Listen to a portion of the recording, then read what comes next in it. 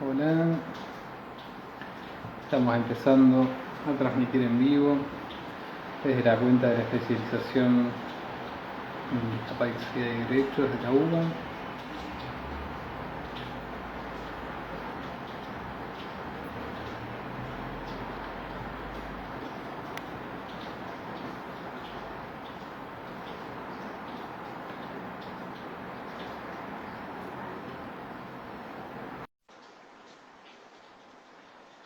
Hoy tenemos como invitada a Roxana da Rosa, que ahora se va a unir.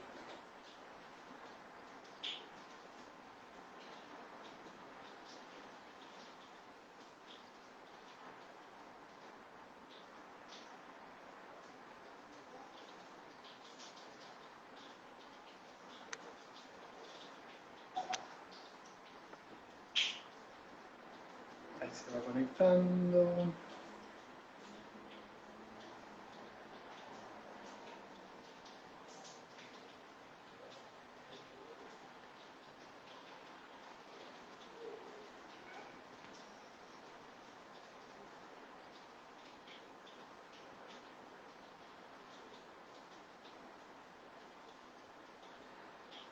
Roxana,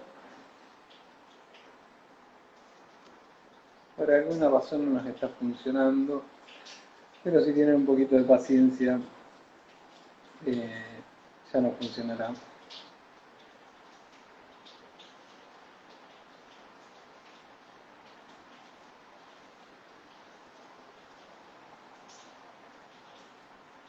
A ver ahí, Roxana, te mandé como la invitación. Ahora sí. ¿Cómo va? A ver, Voy a acomodar un poquito la cámara. Ahí está. Nos vemos ahí estamos. bien. ¿Cómo estás? Muy bien, muy bien. Contenta. Bueno, como les decía, voy a estar entrevistando a Roxana. Hago una breve presentación y después te presentás vos misma, si te parece.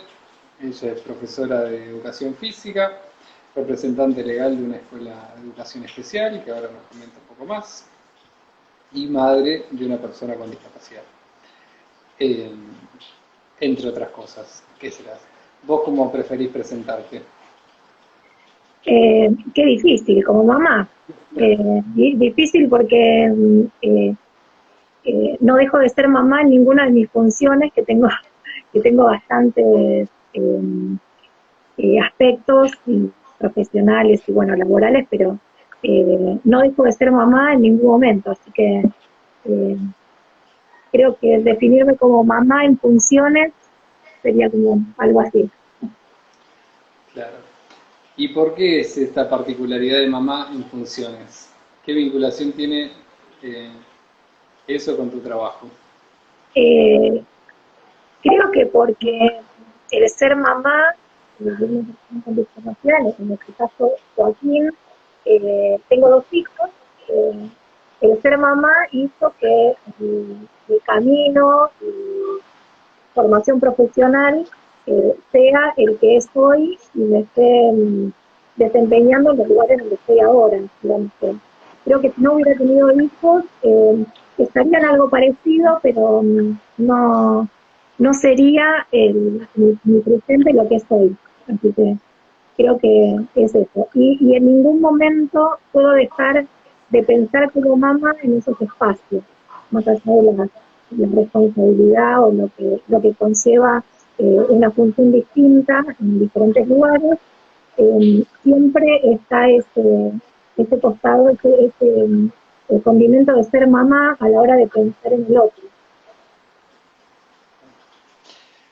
Y si te parece, podrías empezar contando eh, cómo fue eh, esos inicios de saber que tu hijo tenía alguna discapacidad, cómo te comunicaron, cómo Bien, fueron los pasos posteriores. los primeros pasos.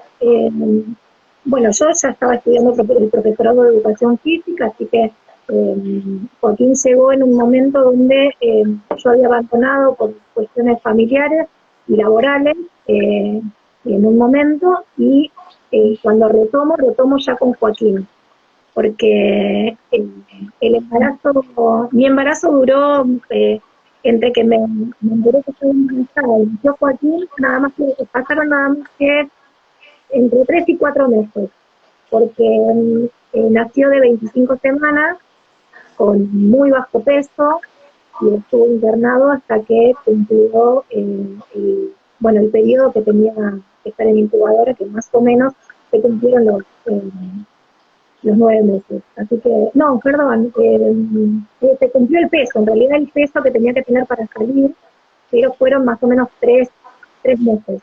Eh, Desde marzo hasta junio estuvo en la incubadora, y bueno, a raíz de ese nacimiento, sabíamos por todo lo que nos venía diciendo el sanatorio y los profesionales que atendían, en otra época, ¿no? Cuando ni siquiera se hablaba del parto respetado y el contacto del neonato con la familia tampoco era el que es hoy.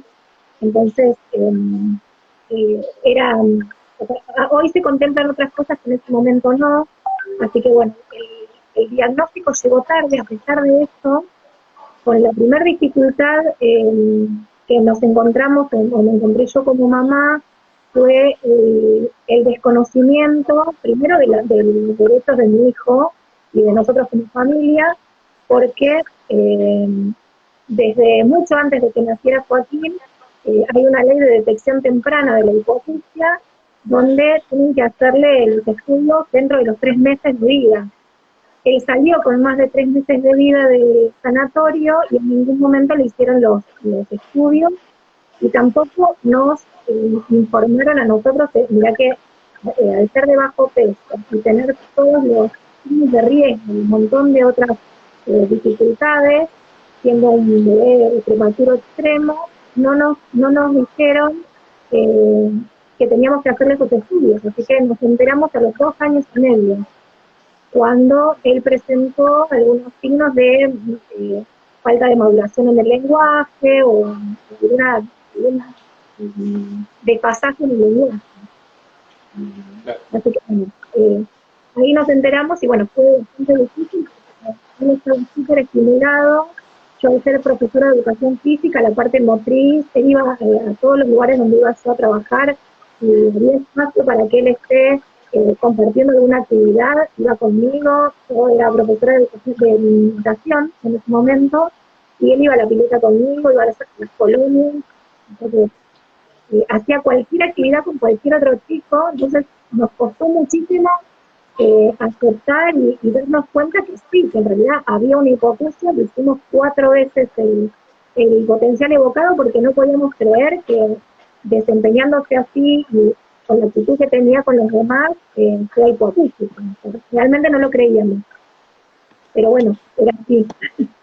Y ahí, bueno, eso definió un poco todo el camino que hice después. Como profesora de educación física al principio, los espacios y los espacios que estoy generando, talleres, y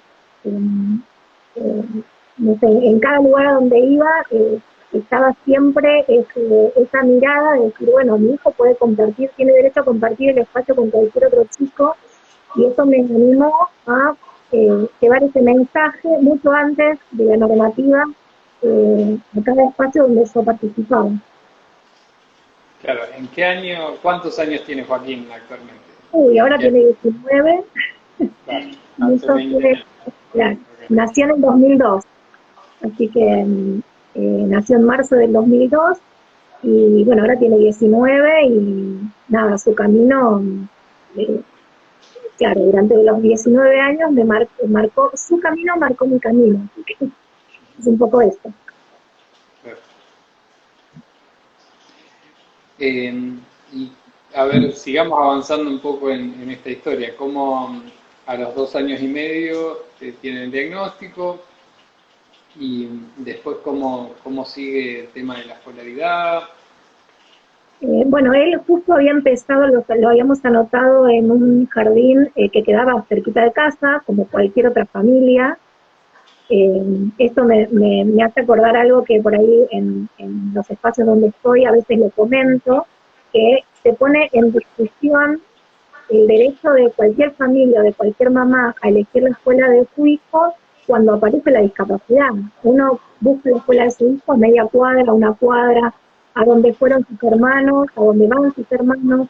En este caso él era hijo único en ese momento, pero tenía un jardín a una cuadra de casa donde fue mi hermana. Yo no fui porque cuando iba yo al jardín no estaba, no existía, pero bueno, era el jardín del barrio. Y bueno, empezó ahí, en ese momento, me dicen, o sea, en ese momento lo alojaron, no hubo ningún problema, pero una de las chicas me dice que notaba que no reconocía el nombre. A los 2 años, sí, recién había cumplido los 2 años. Que no reconocía el nombre, nosotros le decíamos Jota, así que digo, bueno, por ahí es porque le decimos Jota, pero no se daba vuelta, nos dijo que por ahí, bueno, eh, buscáramos a alguien que nos pudiera decir por qué motivo era. Bueno, y ahí arrancamos el camino, llegamos al diagnóstico después de los 4 potenciales equivocados, porque no creíamos que sea así. Y cuando, bueno, tuvimos un diagnóstico, nos pasó algo muy particular, que también me gustaría compartirlo. Llegamos desde Florencio Varela, donde nosotros vivíamos en Florencio Varela en ese momento, los dos solicos, al Hospital Roca, que se dedica a todo lo que es rehabilitación, y bueno, todos los científicos los derivaban de los hospitales o de algunos otros centros por su especialidad a hacerse los estudios para el certificado de discapacidad. Bueno, llegamos al Roca y cuando me dan el diagnóstico, después de todos los turnos, me dan una visita con la trabajadora social, y en ese momento, bueno, una angustia porque uno en el desconocimiento, lo único que me repetía a mí misma era cómo voy a saber si le duele la panza, cómo voy a saber si tiene frío, si le duele algo. Pensaba que yo no me iba a poder comunicar con él, o que él no me iba a poder decir lo que le pasaba. Bueno, todas esas cosas que nos pasan cuando llega un diagnóstico. En ese momento, con la trabajadora social, le pregunto sobre los lugares donde podía ir Joaquín a recibir, bueno, el tratamiento que necesitaba, el tratamiento del lenguaje, y le hace una lista, ¿no? Esto es, la verdad que quisiera compartirlo con otras familias que están iniciando este camino, porque la manera o el interés o la astucia, si se quiere, con la que uno pregunta puede determinar el camino y el futuro. Me hacen una lista de 5 escuelas o centros donde podía rehabilitar el lenguaje y hacer todo el camino para implantarse, por ejemplo, donde estaban algunas escuelas. Entonces, bueno, yo me voy en una situación casi desesperante porque no sabía por dónde arrancar. Me voy con este papelito hasta la puerta y me doy vuelta. Cuando me doy vuelta, llorando, por supuesto, en un mar de lágrimas, me doy vuelta y le pregunto a la trabajadora social, porque realmente me iba pensando por dónde arrancar. Y le hice una pregunta que creo que modificó todo. Le dije, si fuera tu hijo, si Joaquín fuera tu hijo, ¿por dónde empezaría? Y se ve que la movilicé con la pregunta, y se emocionó también la trabajadora social, dio vuelta al papel y empezó con otra lista.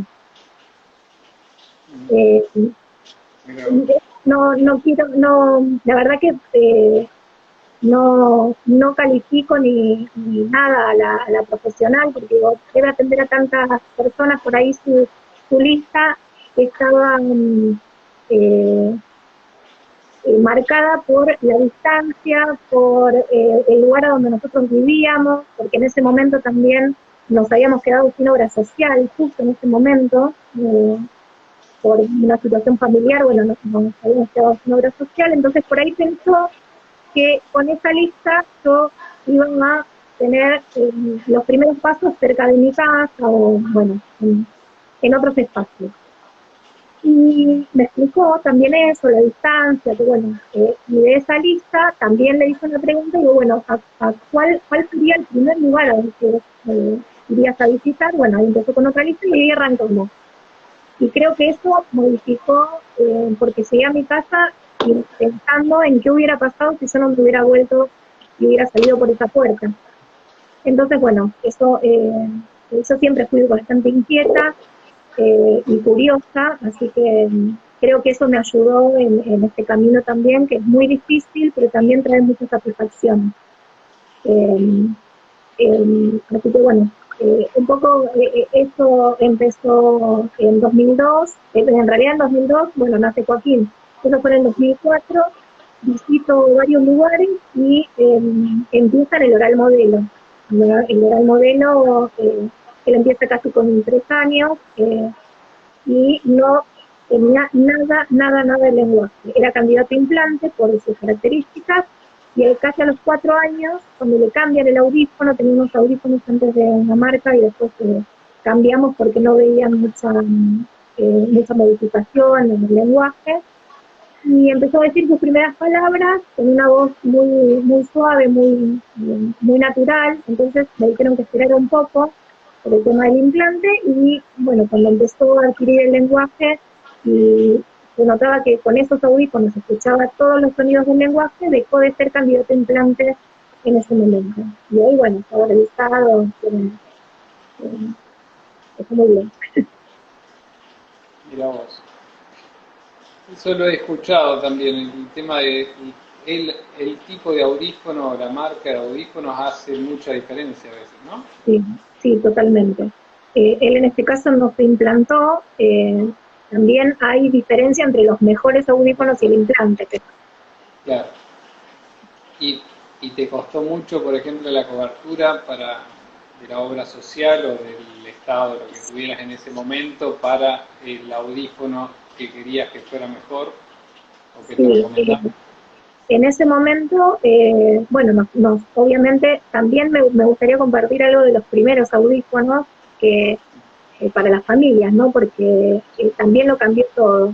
Yo fui a preguntar a la obra social, a la prepaga, en realidad era una prepaga de la zona, y mi pregunta fue qué porcentaje me cubrían, a lo que respondieron el 50%. La primera persona que me atendió me dijo el 50%.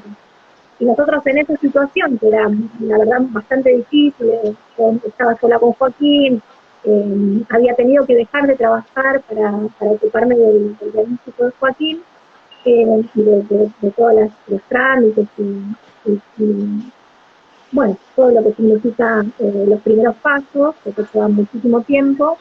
Entonces, junté lo que me faltaba, o sea, el 50%, con mucho sacrificio y tuve que pagar el 50% en el lugar y ellos cubrieron el 50%. Entonces, cuando yo me entero de eso en realidad mucho después de haberles pagado, que me correspondía al 100 y bueno, con el certificado único de discapacidad lo podía haber pedido porque lo teníamos. Entonces, para cuando hice el otro pedido, fundamenté esa solicitud documentando todo lo que había hecho con los primeros. Entonces ahí no me costó mucho. Se dieron Bien, cuenta que había cometido un error y en ese momento no me resultó difícil.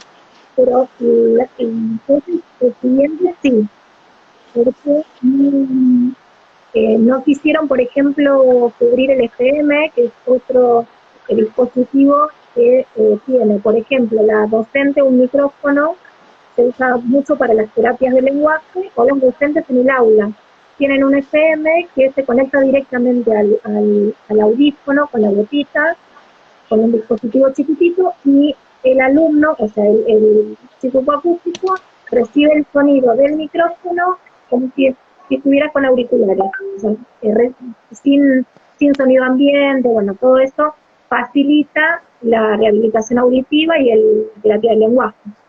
Eso no lo quisieron cubrir y bueno, también tuve experiencias con algunos colegas eh, operadores de derecho que dificultaron la tarea en ese momento, que no son eh, mis amigos, precisamente. claro. qué importante de todo lo que marcás es el estar empoderado, digamos, informado, sería porque en una actitud, lamentablemente, en una actitud pasiva de los padres, muchas veces quedás a merced Sí, de que el funcionario que te atienda tenga buenas intenciones o no, y que tal esté cual. informado o no, porque muchas veces también están desinformados, no es solo Sí, una... es importantísimo. Me parece que es lo que define el futuro, el presente y el futuro de ese niño y de toda la familia, porque obviamente cuando la discapacidad aparece en una familia, eh, atraviesa toda la familia, atraviesa a los amigos, de una manera o de otra, ¿no? Uno puede tener experiencias positivas, negativas, neutras, pero siempre está atravesada por la discapacidad, así que ese empoderamiento de la familia o contar con la información necesaria y la actitud que toma la familia frente al diagnóstico y lo más temprano posible es un elemento fundamental. Bueno, y la importancia de la familia nos lleva un poco a la característica particular del lugar que estás a cargo. ¿Querés ir un Sí, poco hacia ese lado y contar? sí. Bueno, por eso digo que soy mamá en funciones muchas veces, porque esto que me pasó durante los primeros años de Joaquín, hizo que yo me conectara de alguna manera después de muchos intentos y muchas situaciones, tanto en el oral modelo que fue mi primera escuela, con los intentos de inclusión que hicimos, los momentos en los que estuvo integrado, no incluido, en las escuelas comunes, hizo que algunas experiencias negativas o resultados negativos más que experiencias negativas, porque las experiencias fueron increíbles, salvo, bueno, por algunas personas que creo que son parte del sistema y hacen, no se dan cuenta a veces lo definitivo, o sea, la manera de definir una historia o una trayectoria escolar, ¿no? Una maestra o un director o una persona define capaz con su falta de conocimiento o su actitud, que puede ser no ajustada, define la trayectoria escolar de un niño. Bueno, en quinto grado decidimos, a raíz de algunas situaciones que tuvieron en la escuela, que hasta ese momento lo había alojado increíblemente el grupo de padres, las familias, era su lugar, o sea, un lugar donde hizo casi toda la primaria, eh, que bueno, en ese momento nos dolió mucho porque no era él el que tenía que dejar ese espacio, pero para no perjudicarlo, decidimos inscribirlo en una escuela especial. Y esta escuela especial, Hacia el final de la escuela primaria claro, común. sí, él estaba en quinto grado. Eh, Tuvo una experiencia bastante difícil con una docente en tercer grado.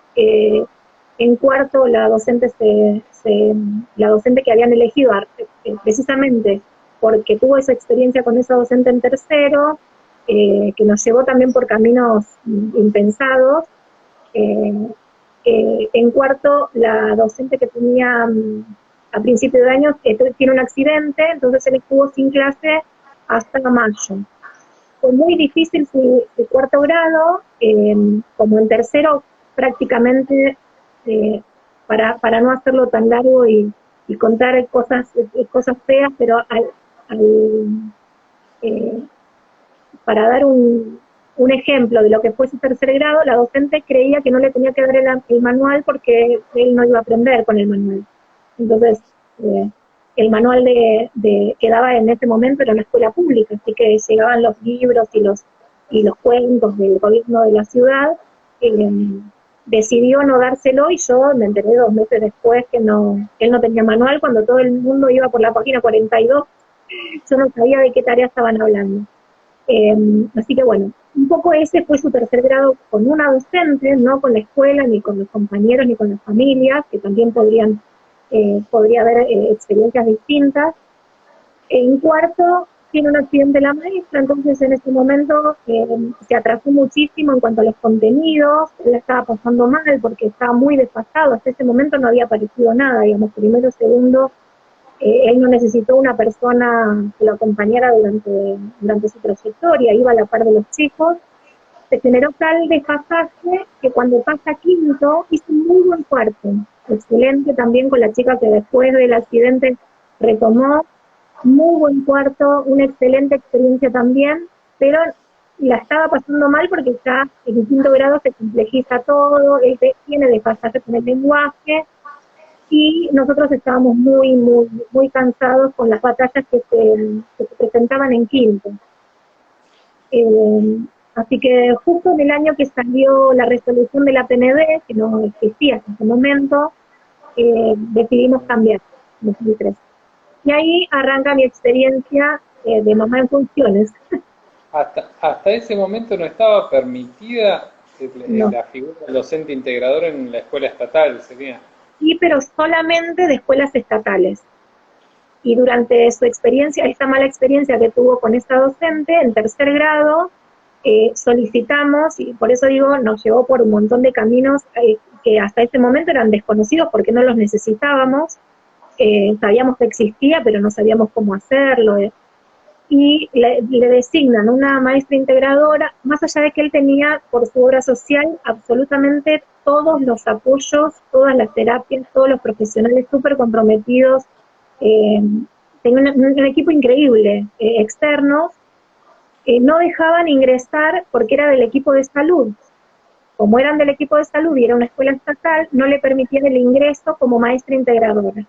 Solamente tenían reuniones y se comprometían a cosas, bueno, esta docente se comprometió durante todo el año y ni siquiera nos dio la planificación de marzo, así que entonces, bueno, por eso digo, en cuarto grado, perdón, fue muy linda la experiencia porque sí se lograron flexibilizar algunas cosas que no estaban permitidas.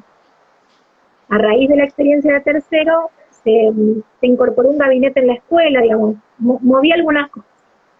Nos empoderamos muchísimo más en este año. Llegamos a la asesoría tutelar, a la defensoría no, bueno, el Consejo de Derechos.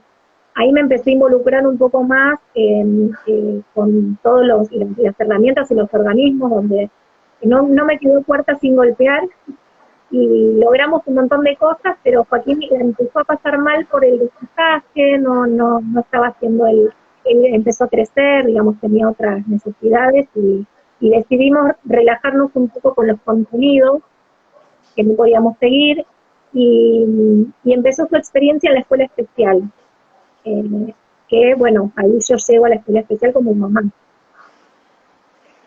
Bueno, ¿y a qué escuela especial, con qué características particulares llegás y cuál Bien. es tu recorrido en esta escuela?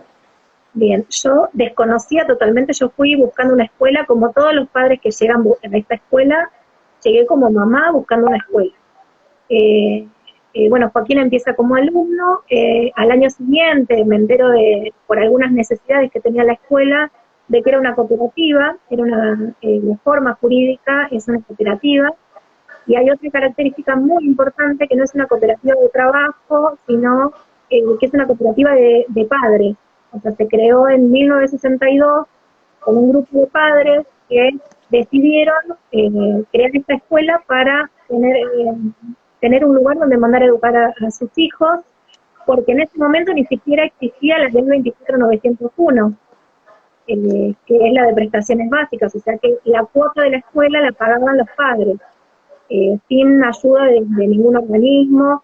Sé que en su fundación participó un banco, ahora no me acuerdo qué banco era, creo que era el Citibank, o no sé, prefiero no decir, pero bueno, en un banco donde trabajaba una trabajadora social que conocía a un grupo de padres, que eran sordos, los papás sordos, y que tenían hijos sordos y trabajaban en el banco, entonces bueno, ahí gestionaron en ese año y crearon la cooperativa de padres, que se llama así, Cooperativa de Padres para la Educación de Niños Sordos, que se inició en ese momento. Y bueno, hasta ahora fueron los padres los que gestionan eh, esta cooperativa. Yo ingreso como mamá, pero cuando mi hijo ingresa, bueno, por mi formación yo trabajaba antes de este lugar, trabajaba eh, haciendo trámites para personas jurídicas. Entonces conocía los trámites que se hacían en el INAE, colaboré con la cooperativa desde ese lugar, aportando lo que podía en cuanto a trámites, trabajo administrativo de la cooperativa, no de la escuela, y bueno, generando siempre espacios de tipo colaborativo, cooperativo, pintar la escuela, generar recursos para cambiar los pizarrones, esas cosas. Pues fue un poco más.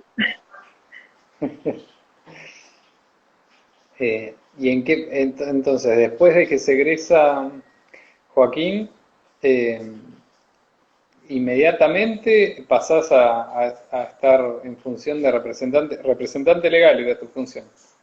Sí, ¿O pasa algún tiempo? ¿Cómo fue ese paso de madre a representante legal de la escuela?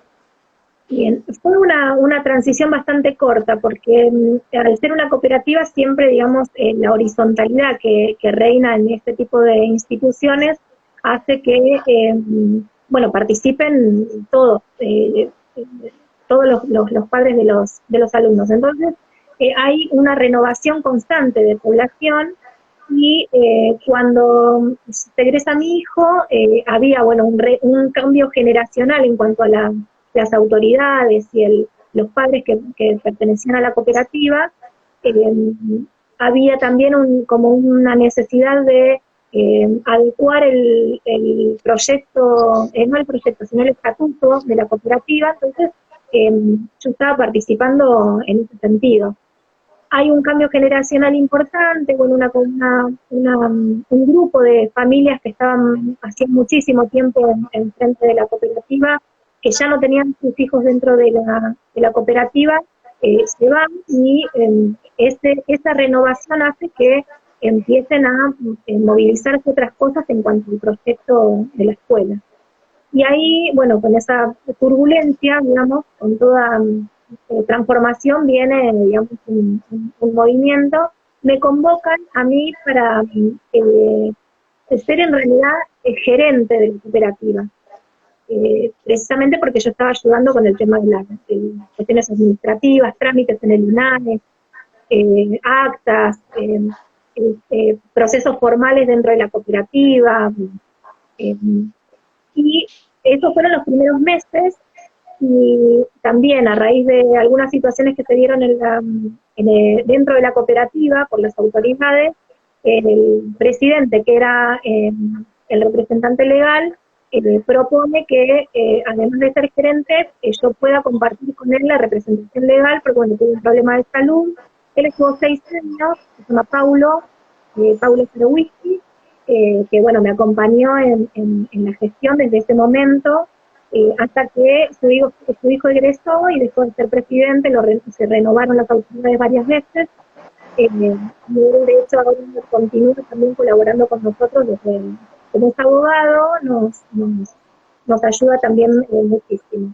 Así que sí, me acompañó muchísimo. Es mucho el trabajo que se hace dentro de la cooperativa también, y las autoridades lo hacen ad honorem.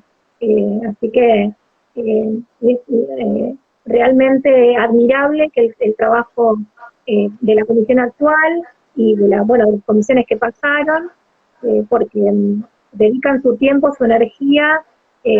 Son siempre familias que tienen una situación parecida a la mía, entonces nos apoyamos muchísimo, es mucho el trabajo.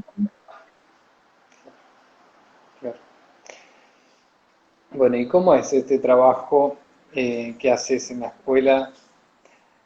¿Cómo es la relación con el Estado, con las obras sociales, con las prepagas? Eh, Bien. ah, Creo que me acuerdo, bueno, compartimos un espacio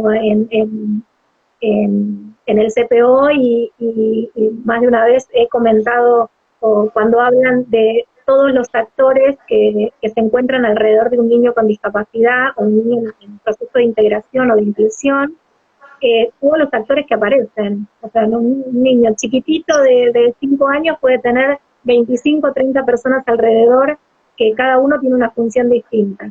Eso lo vemos por ahí en algunas clases, y esta función es más o menos así, porque primero es una función de mucha soledad a veces, porque al ser autoridad de la escuela, uno a veces tiene que tomar decisiones que no son muy simpáticas, entonces eso es un lugar de mucha soledad, mucha responsabilidad, y, hay responsabilidades en todos los organismos.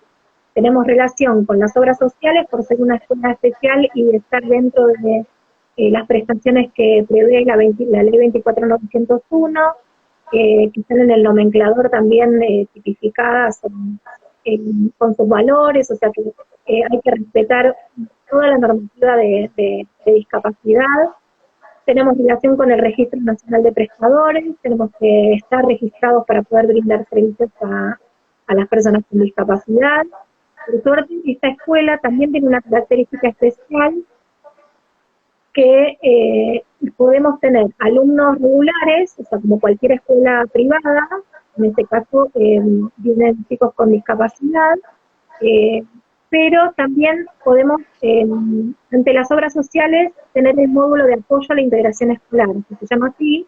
Los chicos que están en proceso de inclusión pueden venir en contraturno a beneficiarse de, por ejemplo, si están en primer grado a la mañana en una escuela común, pueden venir a la tarde en primer grado, porque tienen terapias y se adaptan los horarios y se ajustan, se hace un proyecto donde puede venir a la tarde los 5 días que puede, y si no es mucho la carga horaria, y a la mañana van a la escuela común con una maestra integradora que guía un poco el proceso de integración. Entonces esas dos prestaciones son las que podemos dar en la escuela. ¿La maestra integradora está coordinada por la escuela? Sí. ¿O es...? Sí. Claro. Sí. No somos un centro, por ahí hay muchas diferencias en cuanto a los servicios que brinda el centro, pero nosotros desde la escuela sí, coordinamos y supervisamos ese proceso con personal de la escuela. Tienen que ser, esta escuela tiene inicial en turno tarde y primaria turno mañana y turno tarde, siempre jornada simple. También hay un plan, que eso es interesante también porque hay algunas escuelas especiales que lo tienen, pero no todas. Hay un plan reconocido por el Ministerio de Educación, que es el 195/7/2007, que aloja a chicos que no terminaron la primaria, o sea, que no tienen título de terminalidad de primaria, entre 14 y 25 años. Este es un plan jornada completa, pero es un plan, no es un nivel, no es un nivel aparte, o sea, no es secundaria, sino que los chicos que terminan séptimo y, por ejemplo, necesitan, según la familia, ¿no? Si la familia está de acuerdo y no se anima por ahí a emprender un proceso de inclusión en la escuela secundaria, pueden venir y estar hasta 3 años, más no, porque se agota el plan, entre 14 y 25 años. Y eso permite a muchos chicos que por ahí no estuvieron escolarizados o son muy desfasados con la edad y no tienen aprobados los grados, conseguir el certificado de terminalidad de séptimo para después hacer, por ejemplo, un secundario de adultos. Así que eso es muy interesante porque más allá de que no es un objetivo de nuestra escuela para la población que asiste a Yadal, lo ideal sería que terminen séptimo y puedan acceder, y las familias se animen a iniciar un proceso de inclusión dentro de la escuela secundaria. Pero esa población, de hecho existe, entre 14 y 25 años, que están por ahí desfasados en la edad, no pueden venir un cuarto, un quinto grado, un sexto, vienen a ese plan y logran después incorporarse al sistema educativo en otro nivel. Claro. Y a ver, te voy a hacer la pregunta que vos le hiciste alguna vez a la trabajadora social. ahora con el diario del lunes un poco, porque ya tu hijo es más grande, y viendo su recorrido, ¿qué hizo? ¿Qué recorrido hizo él en ese sentido, de primaria, secundaria o plan? ¿Y qué recomendarías en ese sentido? Si bien cada persona Sí, sí. tendría recomendaciones diferentes, pero Bien, en general, ¿vos cómo ves esto de la primaria, la secundaria, la validación de esos títulos en esta, eh, bien, para después un posterior posible acceso a nivel superior? Eh, bien. en ese Eh, sentido, ¿cómo lo ves? Nosotros estimulamos muchísimo desde chiquito la autonomía y la independencia de Joaquín. Entonces, eso nos llevó, a mí como mamá no me gustó la decisión que tomó, pero él decidió no continuar con la escuela secundaria el año pasado, o año y medio. Eh, para mí fue un dolor enorme, pero fue fruto también, fue trabajado con el equipo, le dimos un tiempo, él fundamentó su decisión también, y lo que yo recomendaría, porque creo que fue eh, un tema importante para que él tome esa decisión, eh, que tengan un poco más de paciencia y de que no corran las familias atrás de los contenidos. Nosotros corrimos atrás de los contenidos muchas veces y la primera vez que decidimos dejar de correr con los contenidos fue cuando pasamos de la escuela común al especial, y ahí descubrimos también otro mundo, ¿no? Porque yo venía con la bandera de la inclusión y la escuela común, y por eso digo que a mí me cambió todo el camino que hizo Joaquín, cambió incluso percepciones mías en cuanto a la educación común y la especial. Eh, Descubrí que Joaquín, en la escuela especial, había dejado de ser en su grupo, más allá de que lo alojaron siempre, el grupo era divino, también los compañeros, nunca tuvo problemas de integración con sus compañeros. Él dejó de ser el que siempre iba atrás, el que no entendía, el que había que ayudarlo, eh, el que me parece que fue eso un poco la presión que él sentía durante toda su trayectoria escolar, de ser siempre al que había que explicarle eh, o que necesitaba ayuda. Y en ese momento, con sus compañeros en la escuela especial, y en ese momento en la escuela había chicos muy grandes en el grado que él entró, eh, y era más chiquito, y empezó él a ayudar a los demás. Entonces, me parece que se relajó él, nos relajamos nosotros y empezamos a ver que había muchísimo más que los contenidos. Ahí nos dimos cuenta que había otras habilidades que él había incorporado, que por ahí, bueno, sabíamos que las tenía, pero para nosotros lo más importante era lo que faltaba. Entonces, íbamos atrás siempre de lo que faltaba. Y eso, aunque uno lo trate con amor o le refuerce siempre los logros, porque cada logro era un festejo, eh, lo sienten igual, o sea, sienten que a uno no le alcanza. Entonces, me parece que después de 19 años lo que le diría a las familias es que no corran atrás de los contenidos y que ¿Él hasta qué año hizo después, es decir, después de la escuela fue a un secundario sí, con un plan de integración? ¿Y hasta qué año hizo que dijo basta?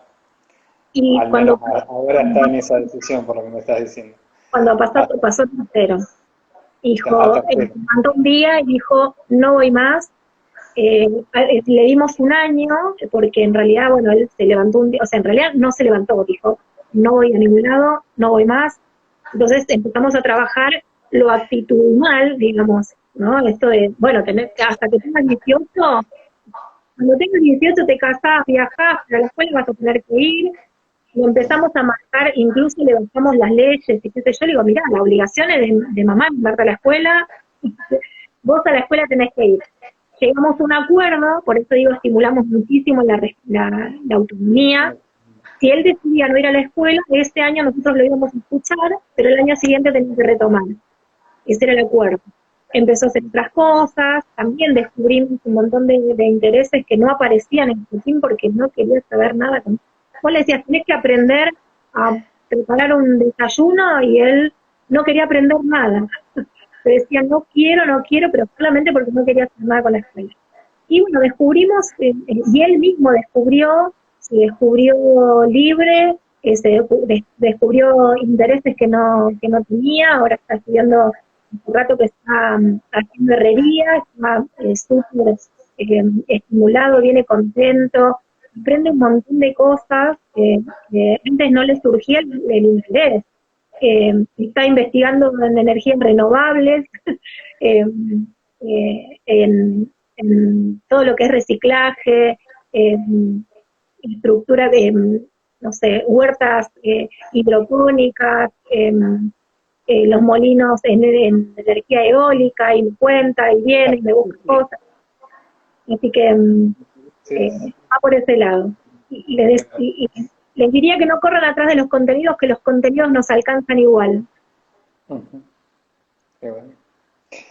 Es importante lo de contemplar diferentes alternativas para cada persona y poder escucharlos también, poder guiarlos en lo posible, más siendo un adolescente que siempre va a necesitar guía, pero Sí. también escucha. Se nos va terminando el tiempo y yo tengo que abrir a las preguntas, pero sin antes de que voy a ir abriendo los comentarios y ir respondiendo algunas consultas o comentarios que haga la gente, te quería hacer la última de las preguntas que tengo acá anotada. ¿Qué proyecto tenés en mente o en gestación? Dice. Hago esta pregunta porque, a ver, nosotros aclaremos, nos conocemos somos docentes los dos del CPO de Discapacidad y Derecho a la Educación, en la UBA, en Derecho. Y por las características, no nos conocemos mucho, pero nos conocemos. Yo creo que vos siempre tenés en mente nuevas cosas. Así que me pareció importante no dejar pasar esta última pregunta. ¿Qué sigue? Bueno, sigue, en realidad me estoy como orientando un poco más a la educación, al acompañamiento en todo lo que es inclusión o apoyos, no solamente en primaria, que me toca ahora porque, bueno, soy representante legal de esta escuela y estamos fortaleciendo este proyecto. En estos años se amplió bastante dentro de la escuela, pero en terciario y en nivel universitario los incluyen por ahí, porque sin oportunidades y personas con discapacidad formadas, profesionales, tienen mucho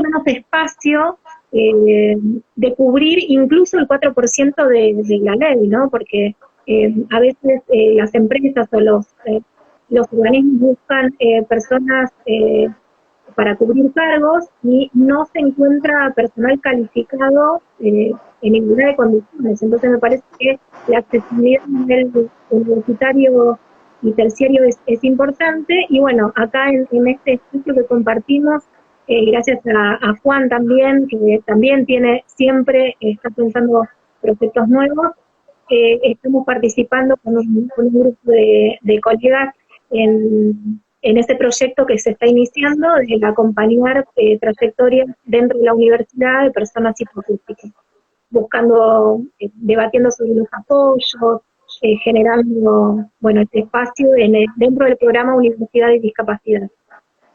Eso es uno. Después, bueno, también como la escuela donde yo estoy trabajando es una escuela primaria, bien gracias al apoyo y al trabajo de la comisión directiva actual, están tratando de ver de qué manera con este plan 195, chicos con esa edad que estarían en secundaria pueden empezar a intercambiar para en el futuro estar incluidos dentro de una escuela secundaria, acompañamientos también en secundaria, más allá de que es una escuela primaria.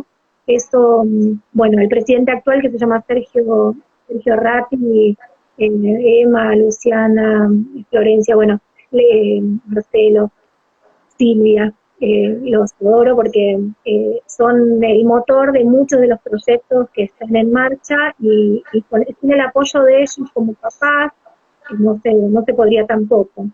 Y bueno, el espacio que compartimos también, en el CPO, en el posgrado, es importante el acompañamiento de estas trayectorias. Algo que no mencionamos, pero que también recuerdo que me contaste alguna vez, que es particular de la escuela, es que, bueno, primero que admite todo tipo de discapacidad en la actualidad, no solo hipoacúsica o personas sordas. Y que además dentro de esa especialidad, digamos, de la que surge la escuela y de su historia, hay una mayor predominancia de la idea de la oralización, ¿no? Sí, en realidad, bueno, un poco No soy esa tanto el palo de... transformación, sí, esa transformación, de hecho el nombre de la escuela surge en 1962 por un grupo de papás de niños sordos, ¿no? Entonces el NUTE y el estatuto en ese momento era este. Lo que no preveía en ese momento, porque era el paradigma reinante también, digamos, era la teoría y lo que se usaba, digamos, no fue improvisado, pero era solamente para chicos sordos y la modalidad era oralista, o sea que no usaba lengua de señas, no le permitían usar lengua de señas a los chicos, y con la incorporación y el recambio de autoridades que hubo en ese momento, 2013, 2015, yo inicio en el 2015, en diciembre de 2015, entonces con mi preparación y mis intereses fuimos compatibilizando proyectos.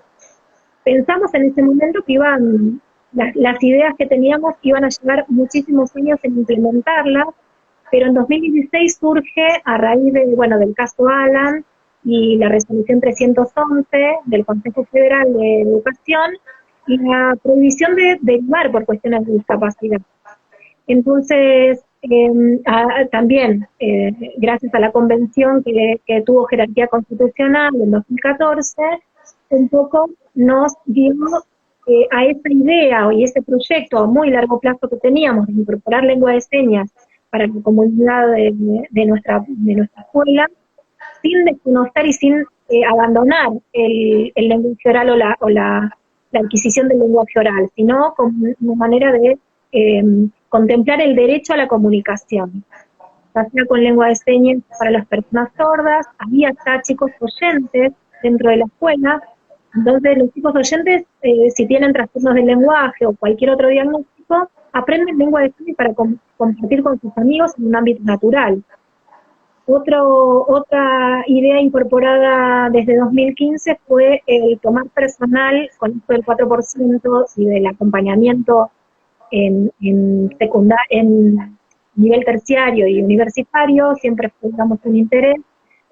Tomamos la decisión porque hasta eso, o sea, digo tomamos la decisión porque hasta ese momento ni se pensaba dentro de la escuela, porque era oralista, tomar, por ejemplo, un docente sordo, porque no podía incorporar el lenguaje oral en esos chicos. Entonces, bueno, eso también fue una transformación que se llevó adelante en esta escuela, gracias al proyecto educativo que incorporamos en 2015, y otra de las cuestiones es esto, la modificación de mirada en el proceso de admisión en ese momento. Todas las escuelas tienen un proceso de admisión con la lógica ingresa o no ingresa. Esa decisión se tomaba hasta la 311 dentro del seno de o el equipo interdisciplinario o el directivo que estaba en ese momento, o incluso el médico que también participaba en esas citas, en esas entrevistas. Entonces la decisión siempre era institucional. Eso nos costó muchísimo trabajo, digamos que trabajamos más en la barrera actitudinal y cultural que en la arquitectónica por ahí, ¿no? Porque Bueno, en ese momento nos costó muchísimo porque empezamos, digamos, con un discurso o trabajando con la aproximación a la lengua de señas. O sea, ni siquiera era, empezamos así, empezamos con la lógica de trasladar esa decisión de la familia con total información, porque la familia, si ve que va a perjudicar a su hijo, tampoco lo va a dejar en la escuela. Esa decisión legalmente es de la familia. Entonces, esto se transformó de un proceso de admisión a uno de ingreso. Por lo general, la mayoría son chicos sordos o chicos oyentes con trastornos del lenguaje, pero además, en este plan, que es el 195/7, por algún motivo no están en secundaria, son chicos sordos, implantados o sin mucho desfasaje en el lenguaje, transitan su escuela secundaria sin ningún problema. Ahora, hay chicos que si a los 14, 15, 16, 20 años no terminaron la primaria, la mayoría son porque tienen algún diagnóstico asociado o son oyentes pero tienen otro diagnóstico. Entonces eso nos impulsó a profundizar en esta idea, que son estas dos ideas más principales del proyecto, que es el derecho a la comunicación, con comunicación aumentativa alternativa, lengua de señas o cualquier otra herramienta para adquirir una lengua, ya sea la lengua de señas, porque reconocemos la lengua de señas como una lengua, o la lengua oral, pero siempre basados en el derecho a la comunicación.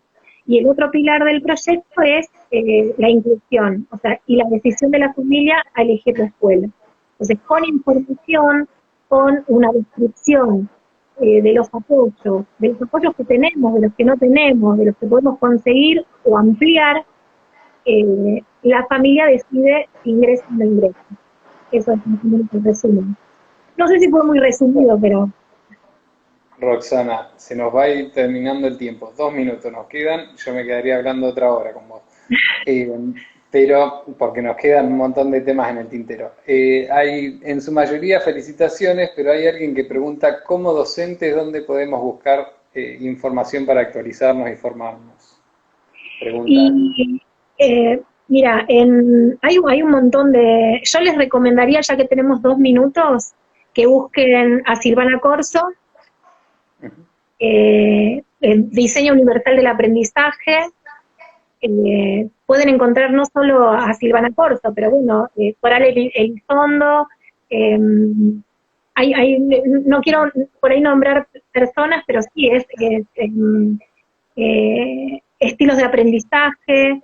Hay chicas que funcionan muy, muy bien, que pueden dar muchas herramientas en la práctica, que a veces eso es lo que se dificulta, porque la teoría la podemos estudiar todos, pero después cuando nos enfrentamos a un aula diversa o con chicos que es bastante heterogénea el aula y los chicos son todos distintos, nos faltan herramientas. Entonces por ahí hay unas chicas que trabajan muy bien, que se llaman Dicho a Mano, se llama el lugar, son una página, muchísimas herramientas gratis, así que eso, diseño universal del aprendizaje, todo lo que es inclusión real y efectiva, ¿no? El ejercicio efectivo de los derechos y obviamente la UBA con todos, hay un montón de seminarios, el canal de Juan Seda tiene un montón de videos donde están, bueno, no solamente estas entrevistas, sino un montón de espacios de construcción de conocimiento. Así que esa sería mi recomendación. Genial. Bueno, se nos acaba el tiempo y esto se corta ahora. Muchísimas gracias por todo lo que compartiste. Un placer entrevistarte. Gracias. Gracias a todos los que estuvieron conectados y que después esto queda colgado y se puede seguir viendo. Bien, bueno, muchas gracias a vos por la calidez, me sentí súper cómoda, por el espacio, a Juan, bueno, a Ale, que es una genia con la tecnología, nos ayudó muchísimo, y bueno, para lo que necesiten.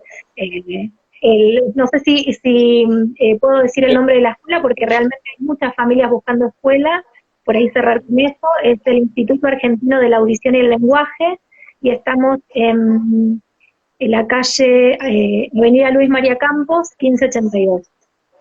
¿Quieren? Genial. Genial, Mira, claro, no lo habíamos mencionado. Buenísimo. Bueno, Roxana, corto, se termina. nos vemos. Chao, chao, chao. Chao, chao.